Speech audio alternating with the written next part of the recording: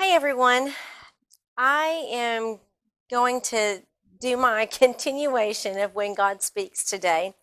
And I thought about it all week. I prayed about it and, about, well, what's God going to have me talk about this week? And it was kind of getting towards the end of the week and I hadn't really had an epiphany yet. And then yesterday we had an issue and that brought to light something that I believe should probably be talked about. We were working in the garden yesterday, all of us, the kids, the granddaughters, and my husband and I. We were all working in the garden, and I'm gonna say this: we have 5 kids. 2 are already grown, but 3 that are still young, and then of course we got the granddaughters over here sometimes. But we, all of my kids, have been around me enough to know how to take mom. Um, they know my boundaries and they know what happens when they attempt to cross those boundaries. Now, with the 5 kids, 4 of them I gave birth to, 1 of them I married into. But I love all of them the same. They are all my babies.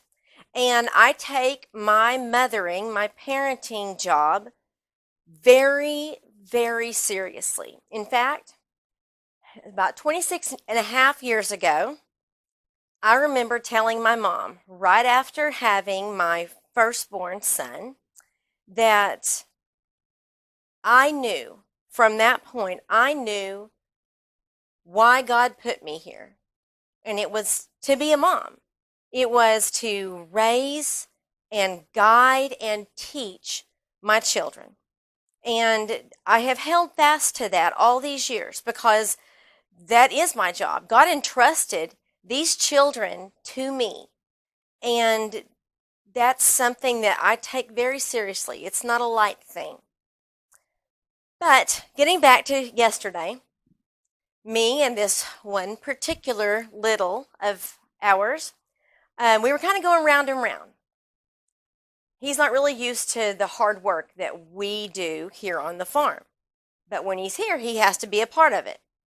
So I was teaching him how to do what we were doing, and he just didn't want to do it. He piddled about it, and then when I tried to correct him, which is what I believe our job is as parents, correcting and guiding, he wanted to give me attitude. So we really went round and round there for a little bit. Him testing my boundaries and me smacking him back off the boundaries. Not in the physical sense, not this time.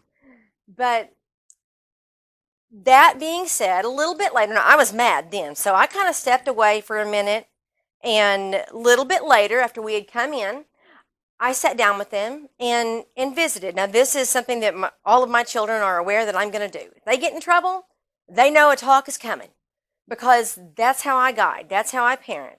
I believe that when we correct our children, we have to give them the right tools to go forward and do the right thing.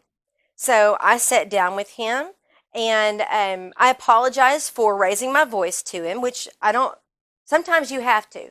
I don't really like the screaming at kids thing. I don't do that.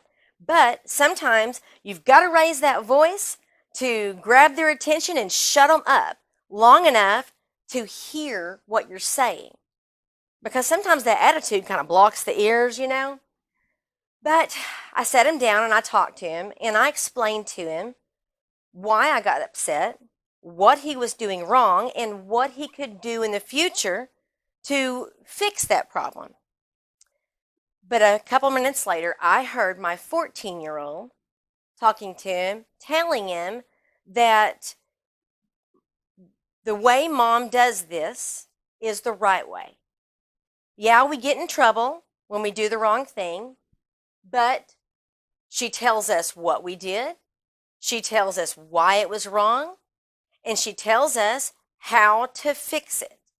And the fact that he's got that, the fact that he is aware of that's what's going on really says a lot to me. I was like proud. That made me really happy because that is my goal. that is my goal as a parent. Now, also as a teacher, I homeschool my children. I'm a homeschool teacher, so I am teaching constantly. But as parents, even if you're not homeschooling your child, you're constantly teaching them. We teach them even when we're trying not to teach them. Even if that's not our goal, we're still teaching them. It's just a matter of what are they learning. But after going through that last night and thinking about it and praying about it some more, I did a little bit of a dive into the scriptures. And I've got a few here I want to point out. Because the Bible is a great handbook. It is a great handbook for lots of things, but obviously for one of life's most important things, and that's parenting. The way that we raise our children, the way that we guide them through life. Because it's not enough to give birth to them and feed them and shelter them. That's not enough. Anybody can do that. A shelter can do that. Our job as parents is to raise them, to teach them what they need, give them the tools that they need to become good adults. I always say, and I've even got a series about this on my blog, I'm not raising children. They're already children. They know how to do that. I am raising adults. That's my thing. I want to teach them right now while they're at home, while they have got love and care and comfort around them. I want them to learn all the lessons of adulthood now. Because when they're out on their own, they're going to need to already have that knowledge in there. That's a horrible time to just be thrown out there to figure it out. That's awful. That is a horrible way to do that. So I don't. I teach them now. But I wanted to show you what the Bible says about parenting. In Proverbs 13:24, and you've all heard this, I'm sure, he who spares the rod hates his son, but he who loves him is careful to discipline.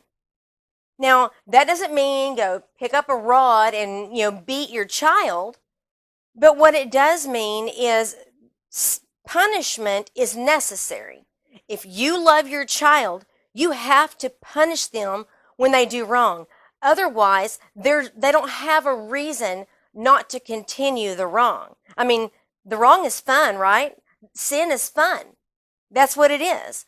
And if they're not punished, if they're not shown that will get you nowhere, then what's to stop them from doing it again? And I will say this too.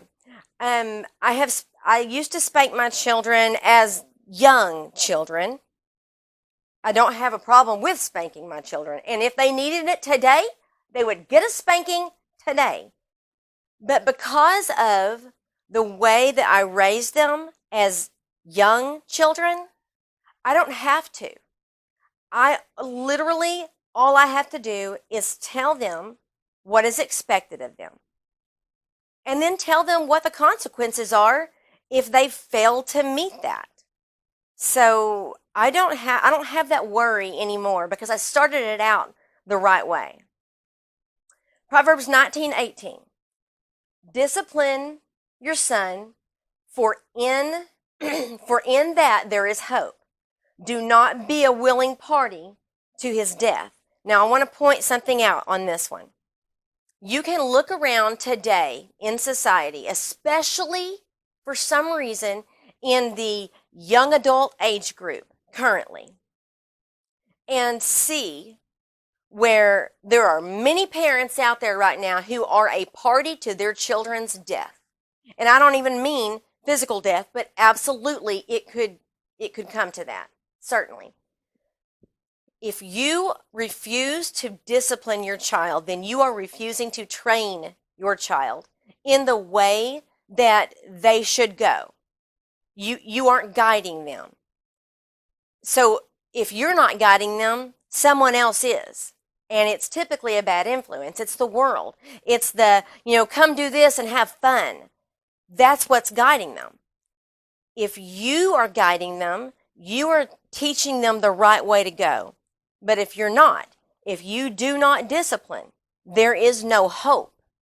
You will be a party to their death because you did not treat them and train them the right way. Colossians 3:24 says, "Fathers, do not embitter your children or they will become discouraged." Now, what I take this to mean, and I see it a lot, this is why I don't do this.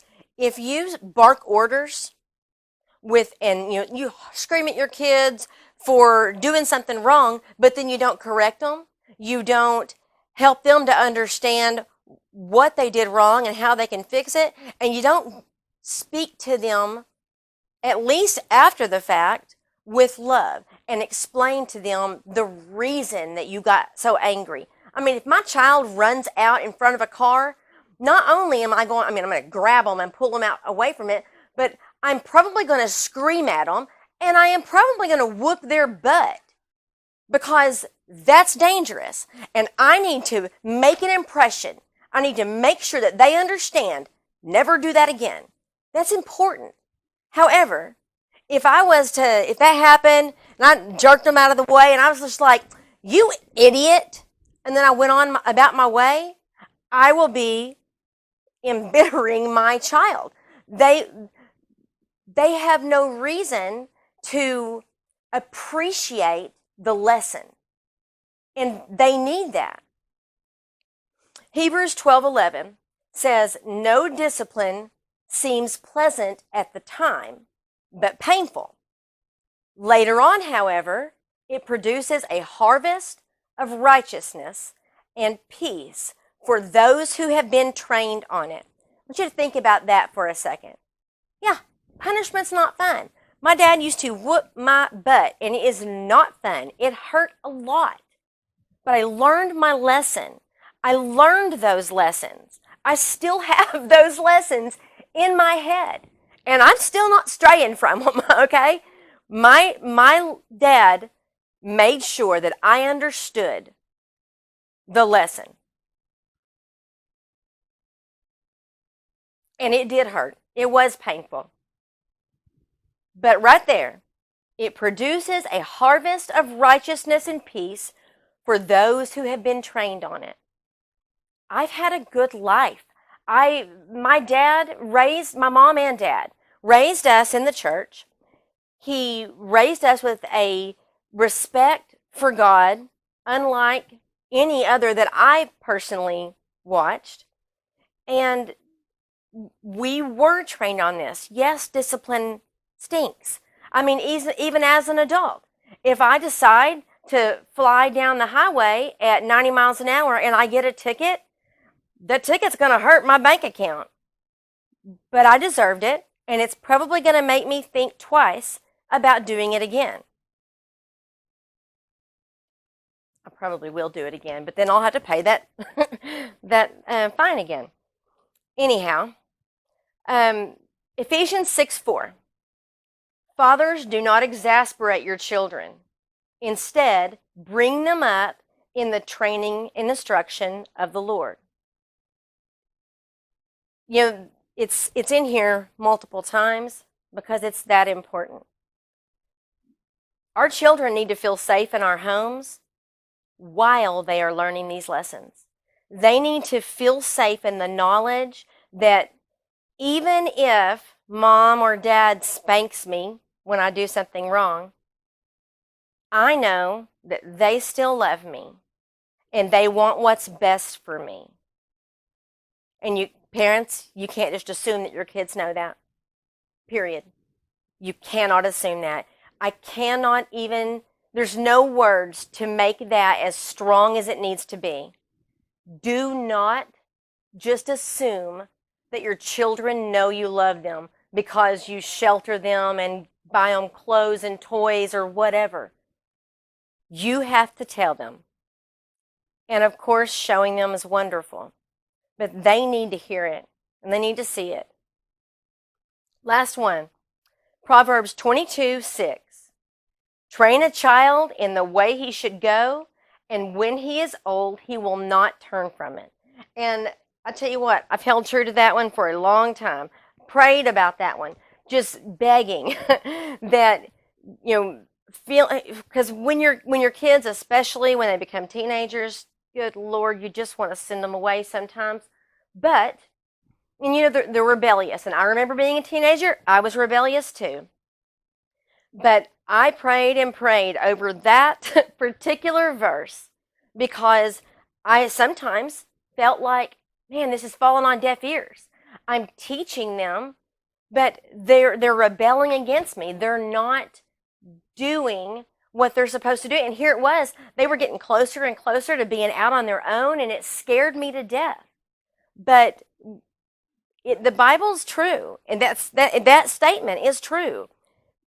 You raise them in the right way. When they're young is when you really have to get in there with this instruction and make sure that they understand not only that it's important, but why it's important for their lives. You instill that knowledge in them along with the love that you are instilling in them, and they remember that. They will absolutely come back to that, even if they stray for a little bit. Anyway, I just wanted to go ahead and hit you with that this morning, and this will be, I guess, installment number 2 of When God Speaks, and He definitely spoke to me last night over this whole ordeal. I hope that there's something there that you guys can take from that. And as always, if anyone would like to ask a question, make a comment, anything, I'm always up for having a good discussion, and I'm always up for answering any questions. So you guys go ahead and do that, and subscribe and hit that notification bell so that you get the next installments.